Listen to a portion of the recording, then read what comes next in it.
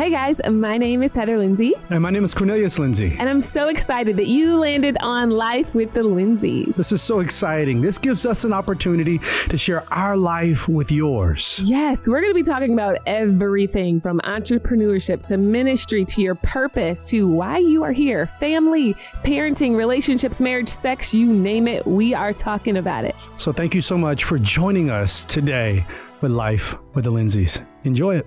Hey, what's up, y'all? This is Cornelius. Hey, everybody. This is Heather Lindsey. And welcome to another episode of Life with the Lindseys. Yes, come through. Yes. So today is the second day of the Pinky Promise Conference. You excited about it? Babe, last night was unreal. Wasn't it so great? It was great. It was a great time. You know what I think the best part of it was? What? Besides, okay, the worship night was the bomb. And you guys can register now. You can actually get your tickets at pinkypromiseconference.com. But I released the promo for next year's conference, No Smoke. But even with all that, you know what was still the best part, babe? What? When you came up to me at bedtime and you looked at me and you said, I am so proud of you. Aww. Seriously, babe. Like that was literally the best part. Aww. And That's you're dope. like, you're so strong and I'm just so proud of you and how far you've come. Like if a million people tell me, good job, it's great. But like if you tell me, it's like my world is the best. Well, I meant that. You are strong. You're resilient. I'm proud of you as your husband. I am incredibly proud of you. I appreciate that. Which leads us to this. We're getting ready to celebrate 10 years of marriage in 2 weeks. 2 weeks. So August 14th is our 10-year anniversary, wedding anniversary. And August 16th is my birthday. So I am turning 34 years old. And been married for 10 years. I've been married for 10 years with 3 kids. You got 3 kids. And ain't having not nan mo. No. Not nan mo. You know what I thought of as you were talking? What? Like, so you weren't listening as I was talking because you were thinking I was talking. Yeah, no, that's not it, baby. No, shout out. You had to say what you said. You got 10. We've been married 10 years. You got 3 kids and you not having any more. Mm-hmm. Even though sometimes I look at you and I'm like, I just want one more. No, baby, we can't have. I mean, you're right. I'm tired. I'm still nursing Roman and he's 2. No judgment, you guys. Okay. But you just said you're so proud of me. And it's like, I feel like sometimes with couples, like there's this competition. Do you feel like that? Absolutely. So how do you can we just, I know we're not necessarily talking about that today, but can we just tackle that part? Because I've had women come to me and say, you know, my husband's doing all this stuff and I find myself jealous because he's on the stage, he's this, he's that, he's killing it. And I'm just stay-at-home mom. Or the wife feels like she's killing it and her husband feels like, you know, less than because he doesn't appear to be. I think that everybody wants to be seen, and that's not a bad thing, especially when you're seen by the right people. And they want the acknowledgement and they feel as though I am not being seen and I'm not acknowledged because maybe you don't see me and I don't have a sense of importance. I don't have a sense of belonging. I don't have a sense of being wanted or feeling needed. And we all have that desire. It's like one of the four needs that we have, that security, acceptance, affirmation, identity. It's like we desire that. We want to know that we feel need, we feel wanted.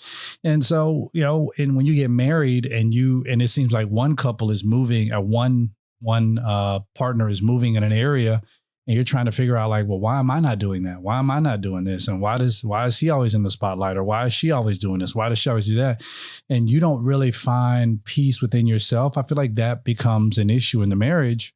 And because the other person just wants to be seen, wants to be known, wants to be felt, wants to be wanted. That's not a bad thing, but that is an inside work, because even when you are seen, wanted, all that kind of stuff from people around you is still not fulfilling. You could still be lonely and be on a stage and be quote unquote popular or influencer or whatever the case is and still not feel like you're enough. Absolutely. Because I feel like the loneliest person in the room is the person on the stage. Yeah. Because even though the people in the audience think that they know you, they don't know you. They don't. And then unfortunately they use you because you are on the stage, because they remove the fact that you are human. Babe, you preaching good. They remove the fact that you are human, and then they go and they say, oh, well, I can use you. I can destroy you. I can degrade you. I can praise you. I can uplift you. I can do all these things. But I remove the fact that you are human.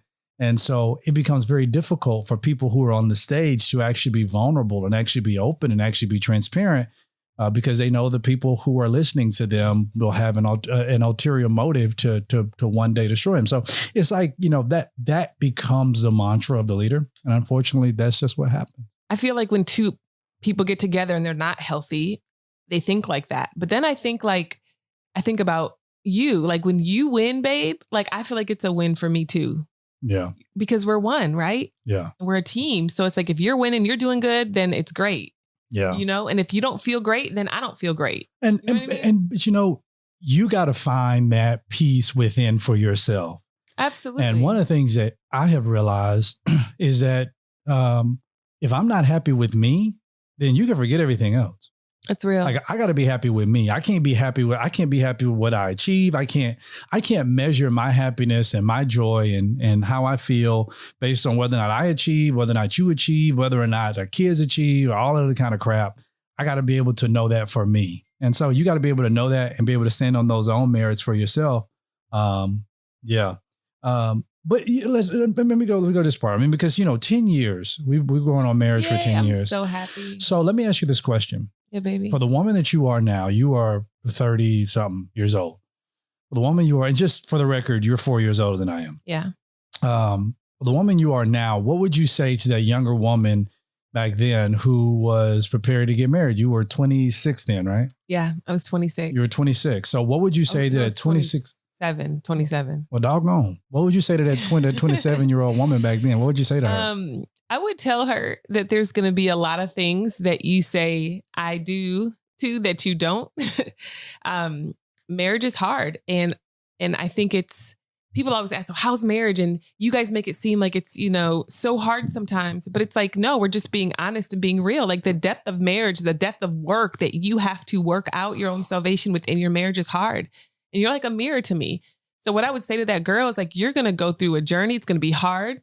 It's going to be frustrating, but there's going to be times where it's going to be rough, but you're going to have such breakthrough if you don't quit and you don't give up and you just keep going and you just choose to trust God. Now, I feel like when we were newly married, I had this fantasy idea that you were supposed to make me happy. Like I had this idea like, all right, we're going to skip off in the wind and just have this super happy marriage and we're not going to have any conflict. And I just picked up my idea of marriage along the way through my parents, through movies, through television, like this fantasy. And then when I got into marriage, I realized, wait, he's not matching up to my fantasy. And I looked to you to determine my happiness. Mm. And then I got really frustrated with you because I felt like you weren't meeting the expectation in my head. And then I realized that expectation will never be met in my head. Yeah. So for like newlyweds or people newly married, it's tough. It's hard, but the breakthrough you'll get if you just keep going. Like we almost quit our first year, babe. Look at our second year. And our second, right. And our third year.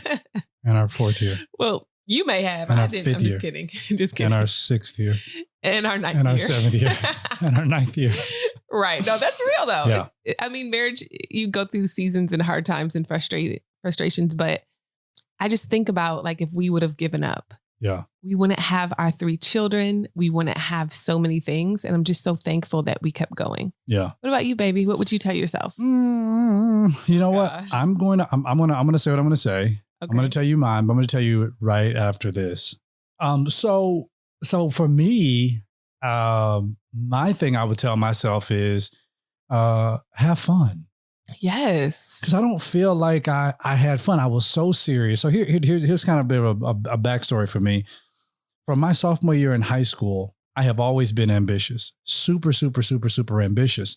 And that ambition has kind of pushed me to become this guy, and it's been a lot over the years where I felt like I needed to achieve. So I didn't really enjoy myself. Now we've done a lot of things over 10 years. We traveled around the world. We preached to thousands. We preached to 3. We preached almost in every state in the United States of America. We preached on almost every continent except Antarctica. And it's like we've done a lot of things we wanted to do. And so now when I look back, I'm like, man, how much of this did I really enjoy? How much of this did I really delight in? And it was a lot. So I would tell myself, I would tell that kid back then, like, dude, have fun. I think we put so much emphasis on, do we fit each other's purpose and not do we fit each other's fun? Because I mean, honestly, I mean, you know now, the man you married 10 years ago, night and day. I'm not that man anymore. Oh no, you're not, babe. You're so much better. Yeah, I'm not that man anymore. No, you've grown, you've changed, you've became like this amazing man. No, you did mention some. I mean, you know, I'm gonna bring it up. You said that I was, if I can quote you in saying this, that I was what we would say super ratchet. Yes. Ain't no super ratchet. You can say like a superhero. No. You're super ratchet now. Hold on. Super ratchet. We switched because when I met you, you wanted me. Let me keep it real, y'all. I dressed probably, my clothes were a little tighter, a little shorter, and I didn't like bras a lot, right? Right. And I met this super conservative man. Up, baby. Put your titties up. Uh-huh. I met this man over here who wants me to dress like Michelle Obama and Hillary Clinton. No. There's a backstory to that. There's a backstory to that. Can you tell the people the There's backstory? There's a backstory to that. I saw First Lady Michelle. She had on a was it First Lady Michelle? I think it was First Lady Michelle. Yeah. She had on a shirt. It was like a blouse, and it was like the ruffles, and they went all the way up her neck towards her chin. And then it was like it was nice. You know, it was a nice shirt. And I was like, you know what, Heather, I want you to wear that. And then I saw Hillary Clinton. She had on these pearls. I'll never forget. The next day I went to Tiffany's and I was like, oh, I want to buy these pearls for my wife. And I remember, you know, I knew this was going to be a bad decision. You did. I remember when the lady came out and she had on gloves playing around with these pearls and she put them down. She's like, these are going to be exquisite on your wife's neck. And I was like, oh my, you know, well, great. How much are they? And she was like, right now we have a preferred sale and they're $9. And I was like, oh, 900. She was like, no, sir, these are 9,000. And I was like, I'm not getting them. I was like, bruh, I don't think I can afford the water in this place. I'm good. Gucci. I remember I tried to go to Belk. And I was like, do y'all have costume jewelry? And y'all had them white pearls. And that woman looked at me. She was like, no, baby, you got to go down to Tiffany's if you want to get that. But I couldn't afford either one of them. But nevertheless, like that was the backstory to it. So yes, I guess I looked at, okay, where we're going. So yeah, back then I was like, babe, do you want to wear St. John's? Like I tried to get you to go to Brook Brothers because, you know, Brook Brothers had like women's wear. I was like, babe, like you would deck out in a St. John's outfit. It was so sad in there. And this is not to, shame anybody that shops at Brooks Brothers, but I need like gold and hot pink and fabulous. It was gold and hot pink. It was dope. That stuff was dope. So, sweetheart, get a backstory before you just woo. Let's just be honest. We switched though. Did we not switch? I feel like I was super ratchet and I used to like dance on you and super stuff. Ratchet. And you would tell me, I said, babe, be classy. Be classy. So I feel like you formed me into this partially classy woman that you want me to now be ratchet. And can I tell you why I did that? Why? Because back then, okay, when we first got married, I was when I was 23 when we got married, right? Yes. 23 we got married. 23, 24. We were 22 when we started courting. So I don't know. Or something like that. Yeah. 23, 24. I don't know. Well, I guess, yeah. So I would be 20. I'm 33 now. So I was 23 when we got married. And so back then I didn't know who I was.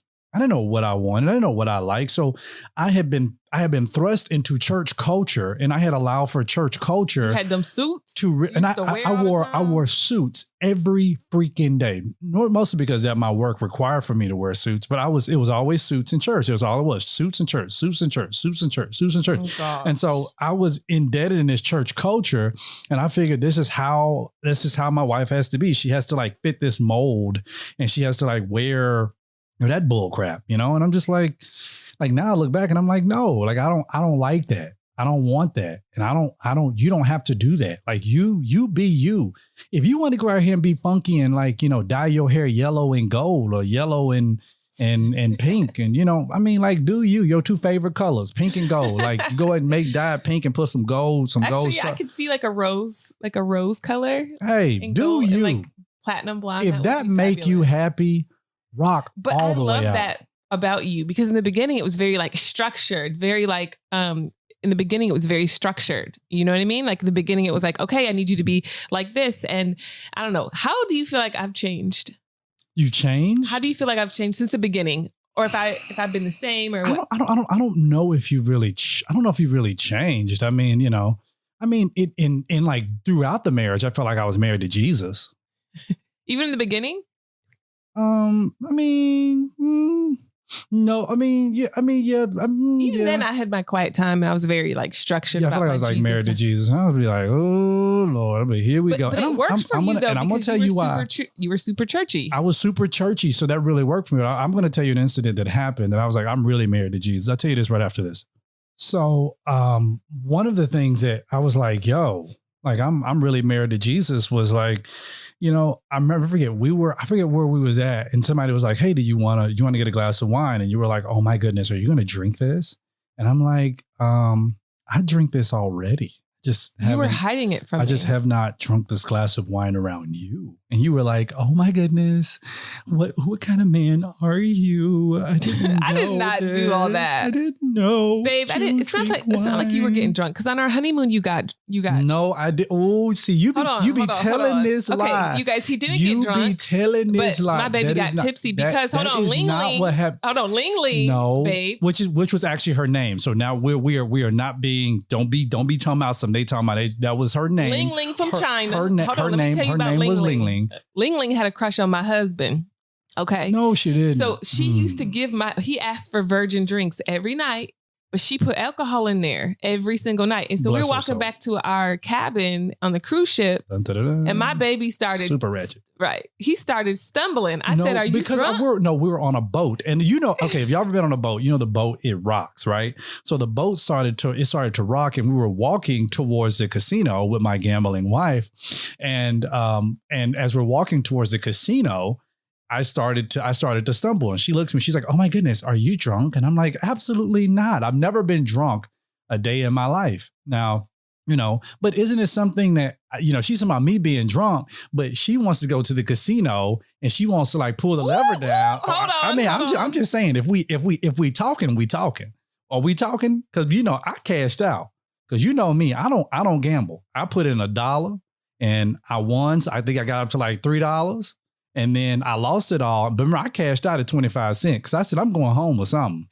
So he actually really did cash out. Now, I'm the gambler between us. I cashed out at 25 cents. So I'm the gambler between us. Remember, babe? I do remember that. You don't remember this part. When in college, if it was like after finals, and I was like super stressed. So I hopped in my car. Me and the guy I was dating, I went to the casino. And I took $200 and I flipped it to $2,100. What the heck was you playing? Blackjack. You were playing blackjack? Blackjack. Who am I married to? What the heck? So you telling me you could have been doing this whole time? Baby. What the heck is this? I told you got to take one for the team. Baby, listen, hold on. I don't try to bet all your friends and you don't let me. No, but that's different. We're talking about a game of blackjack. Baby, I could have been making us money. Are you serious? Man, we could have been. Are you kidding me? So I got to take one for the team. 2,100. Come through 2,100. But I didn't know any better. And I went to like the Louis Vuitton store and the Tiffany store. Oh yeah, you messed that up. You messed it up. You could put that in some stocks, man. You could have, man. But you know what? We'll live and learn. But But I was more of a gambler person. But people might have gambling issues, so I want to make it clear it's not something that I do. I've done it a couple times in my life. Yeah, but I throughout the marriage, I did feel like sometimes like, hey, I'm married to Jesus. I'm quite sure throughout our marriage, you're probably like, hey, I'm married to the opposite side of Jesus. Who would be the opposite of Jesus? Oh, I know. Not Satan, but a Pharisee. Yeah. Or a Sadducee, because they're sad, you see. No, babe. I was thinking more like Peter. But Peter, if I was one of the disciples, I'd probably be Peter.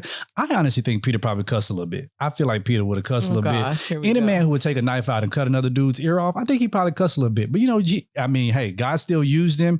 Power of God fell upon him. He preached a fiery sermon, got a whole bunch of people saved. Peter was anointed. But I feel like that would have been me. Yeah. Jesus would be like, you gonna betray me? I'd be like, nah, bro. You gonna betray me? Nah, bro. You gonna betray me? Nah, bro. You gonna betray me?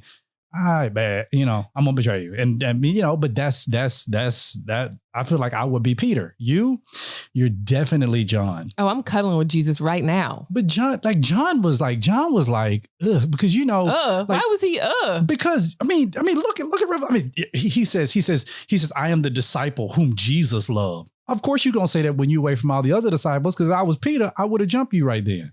I'm the disciple that Jesus loved. You like forget you. Am. Because you laying on the breast of the Messiah. Like, forget you, fool. Like, I bet all the disciples was like, he think he all that, but he ain't. He ain't all that. Haters. He ain't all that. His breath probably stank in the morning. Whatever. I feel like if there was one of the disciples, Peter would have been the one that's like dun dun dun. Right. Super ratchet. Right. But I just think it's crazy how, like, when you're newly married and you're trying to figure out your identity and who you are, you can project onto your person who you want them to be. And that's not fair. I did it to you. You did it to me. Yeah. But I feel like there's something about getting into your marriage and saying, who is this person I'm married to? Let me discover who this person is without trying to form them into the image I think they should be. Yeah. I got an image of who I wanted you to be. Yeah. And I wanted you to be like this and this and this, but that's not who you are. So something I learned is I like to step back and watch you to see who you are, who God created you to be. And that's who I love. I want you to be who God called you to be. I don't want you to be like this counterfeit of somebody else. Like, who did God create you to be? And that's who I want to be married to. So now I want to ask you a question. I'm going to ask you the question. Well, the question I'm going to ask you, and then I'll go to break. But the question I want to ask you is this. So how have I changed over the 10 years? Let's get to that. We'll do that right after this. So, babe, how have I changed over 10 years? Oh, you've changed so much. Oh, my goodness. So you were a little crazy in the beginning. Cray. Just a little bit. A little cray. Maybe a lot cray. You were very structured. Mm-hmm. You were very intense. About everything. Yeah. There wasn't a whole lot of like laughing and fun. Yeah. But I feel like I still laughed and had fun, but there was some here and there. Yeah, we've had some amazing times.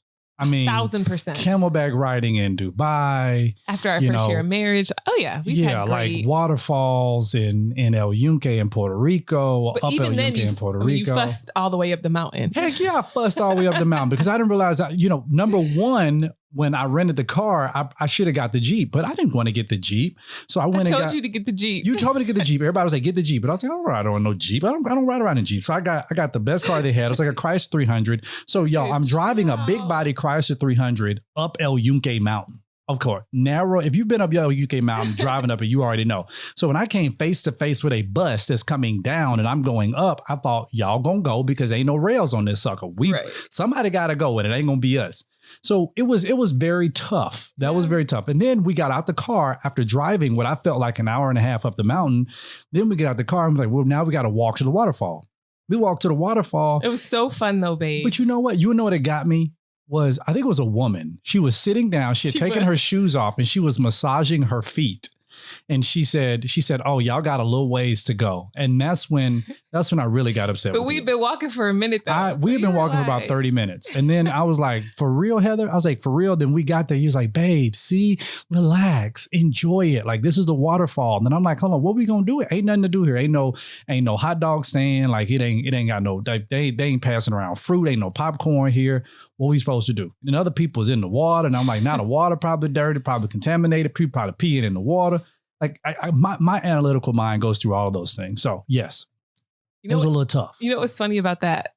Like I was about to get in the water. You're like, babe, that's a flesh-eating disease is in that water. You're going to die. Brain reducing amoeba. Like some was in that water and some was going to take us out. I was like, what are you talking about, babe? Like calm down. It's okay. It's fine. Yeah. But we've had good times. We've had Mexico, good times. We went to, it wasn't Puerto Plata. We went to, what was it?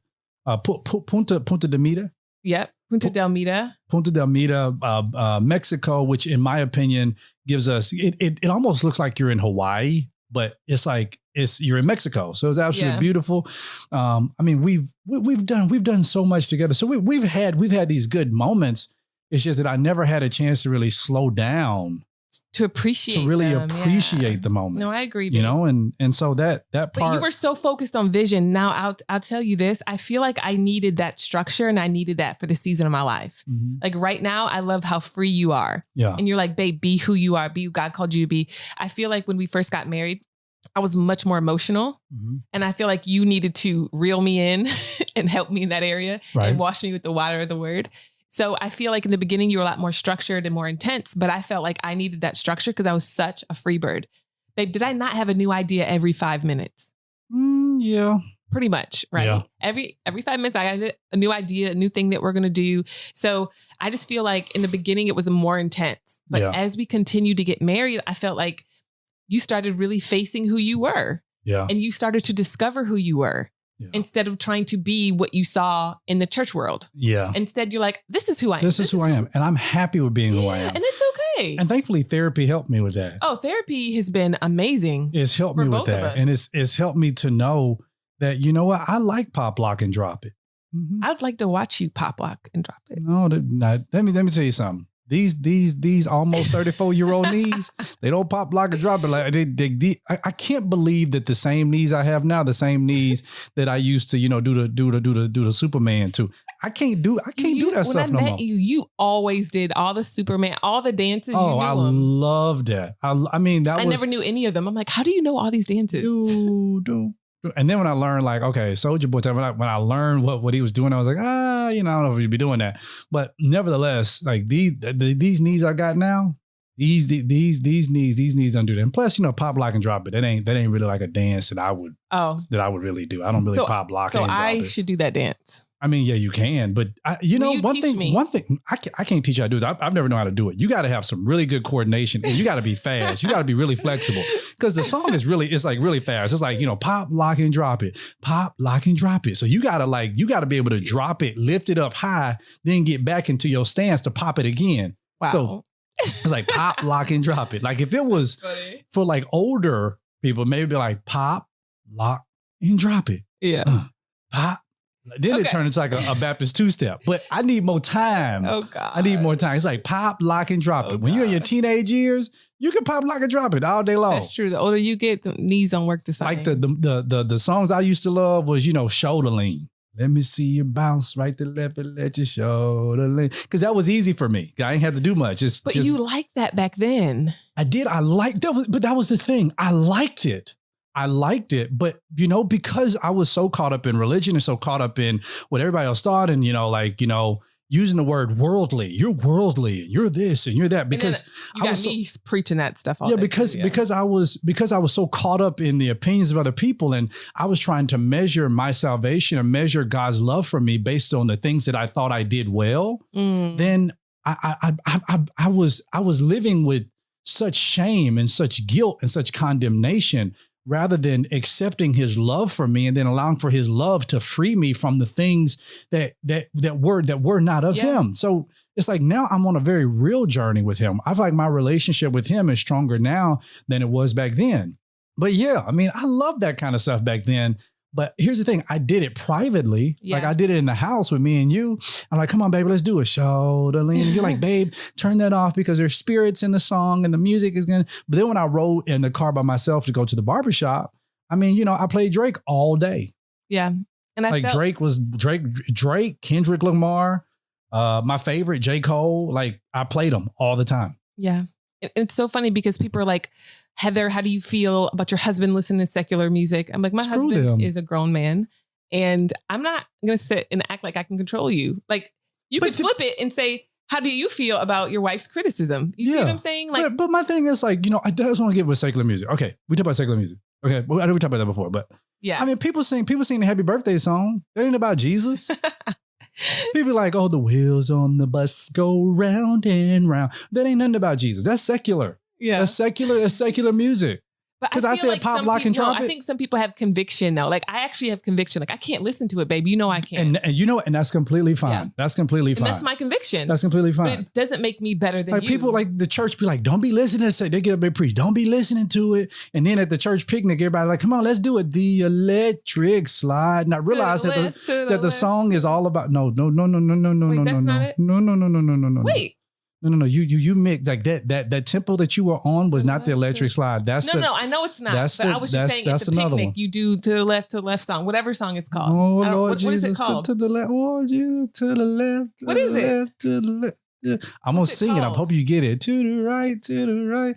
Now kick. Now walk it out. Now walk it by yourself. I don't know. I don't know what it's. Do the Cupid. Oh, Cupid shuffle. Okay, I didn't know that. But anyway, it's like those songs. Like we out here, you know, every black function, we doing the electric slide. Not realizing the electric slide is all about a vibrator. You know that? It is? Listen to the songs. Dun dun dun dun dun dun. You gotta use it. It's electric. Do do. I've never heard the song. Boogie woogie. Look at the lyrics. Ooh, there. So then we can't. Everybody everywhere. It's like it's all about a vibrator. So yeah, so you vibrating to it at the church, in the church house, with the pastor, on the dance floor. All y'all secular. Boom. Secular. Just a bunch of heathens in the church. All the deacons dancing to that doggone music. The demons in the church. See, that's why people. But praise the Lord. But you definitely have to do your own conviction. Ratchet. Like, you do. And I'm thankful that you're respectful. Like one time we got in a car and there was some music playing softly, but I could feel it. And I told you I could feel the spirits and I asked you to turn it off. Yeah, I just put my headphones on. I just put one headphone in my ear and I'd be like, okay, boom, I'm out. But then on the flip side, like if you want to break from me blaring gospel music nonstop, then that's okay too. Because every night I blare. Every night you play it. And I'll just listen to it. And when you go to sleep, I turn it off. And I'll just turn on like a killing show on TV. I've been like in the mafia shows. Wait, 2 nights ago, were you watching shooting things? Absolutely, I was. I had a dream about shooting. I was getting shot in my dream and I was shooting people. And I was like, Cornelius watched it while I was sleeping. Absolutely, I did. I've been watching like mafia shows, like, you know, drug dealing, all that kind of stuff. It's just, I don't know, it's just something very intriguing. But that's who you are. It is. It is who I am. First 48. Who am I to like be like, you need to be more like this person? Like, that's crazy. Yeah, that's bullcrap. But we're going to be talking more about, you know, things that we've learned over the 10 years, over the next couple of weeks. Hey, y'all, we appreciate y'all joining us every single week. Share it with your family, your friends, all your, you know, mom and them, cousin them, Pookie them, tell them to download, tell them to subscribe. Y'all, we love y'all so much. God bless y'all. Stay focused and hey, get with Pinky Promise. Go to pinkypromiseconference.com. Get your tickets today, ladies. Fellas, don't worry about it. I got you guys covered. We're going to go to unleashedmen.com. Our conference is going to be at the end of August. We didn't want to compete with the women this year, even though next year, as all years, we always do it at the same time. This year, we're going to do it differently. And everything can be accessed through touchpoint.tv. Again, touchpoint.tv. Y'all, God bless y'all. Thank you so much for tuning in. We cannot wait to talk to y'all soon. Bye.